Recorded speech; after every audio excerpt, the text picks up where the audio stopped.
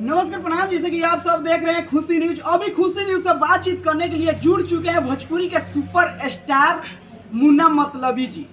तो आइए मुन्ना मतलबी जी से आप लोग को मिलाते हैं और कुछ बातचीत कराते हैं। बहुत बहुत स्वागत है खुशी न्यूज में आपका। और बहुत बहुत धन्यवाद।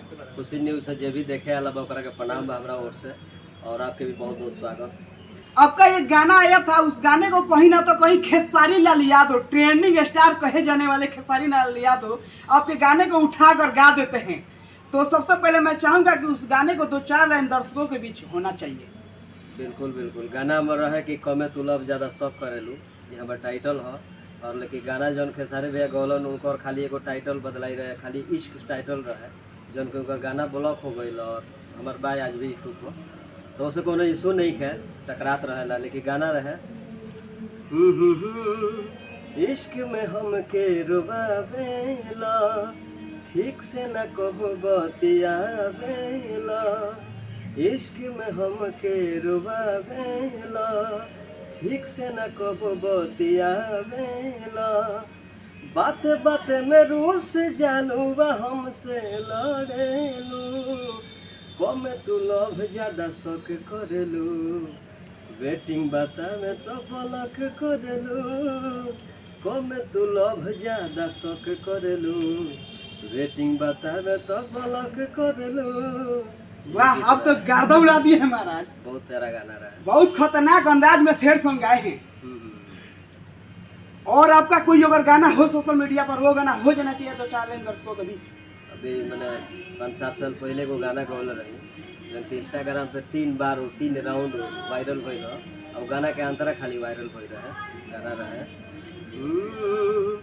खुश न रहबू दोसरा के साथ में, कोइले रहुआ हाथ धके हाथ में, पहले रहे खुशी अब बाटे संगे गम, तू दिल तोड़लू हमारे तोहरो केहू तोड़ी, तू साथ छोड़लू हमारे तोहरो केहू छोड़ी, तू साथ छोड़लू हमारे तोहरो केहू छोड़ी, बेवफा तू बड़ो बेवफा।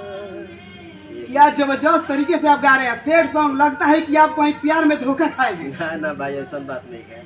एक्चुअली होला ना कि कलाकार के जो वॉइस होला, गावे का तरीका होला, तो केहू में रोमांटिक गीत अच्छा लगेला, केहू में सैड सॉन्ग लगेला, तो अपन अपन भाव बस। तो बोलती आप शेर सॉन्ग इतना खतरनाक गा रहे हैं, कहीं आप प्यार किए हैं कि नहीं? नहीं नहीं नहीं, प्यार बार अभी हम अपनी उम्र पर प्यार करे वाला है। तो एक्चुअली गाना सैड सॉन्ग बहुत ज़्यादा गाई है, अगर माने ही ना हो नीलकमल जी सैड गावलन और लोग भी बात दिल के मरीज हो ना। लेकिन आपका जो आवाज जो है वो एकदम खतरनाक आवाज लग रहा है। आप मतलब जबरदस्त तरीके से गा रहे हैं। हमें लग रहा है कि कोई छोटा सुपरस्टार नहीं, बड़ा सुपरस्टार हमारे साथ बैठा हुआ है। नहीं ऐसा बात नहीं है, भाई बनी आपके, और बस ये आशीर्वाद प्यार बनो रहो, जो कि सभी कलाकार लिए चाहेला, केहू छोट बड़ा। कितना दिन से आप काम कर रहे हैं भोजपुरी इंडस्ट्री में? लमसम हमारी समझी कि 12 साल के वनवास हो गया, राइट 12 साल हमारा हो गया। और 12 साल के में इस लाइन में कितना आप गाना ब्लास्ट कर चुके हैं, सुपर हिट दे चुके हैं? 12 साल में सुपर हिट हम नहीं दिले, झूठ कह के बोले। सुपर हिट हम दिले रहती तो शायद ये बात रो पूछे के ना पड़ी। डायरेक्ट गाना के नाम से हमारा कहती कि रौरी गाना वायरल बा, ये गाना के गाए।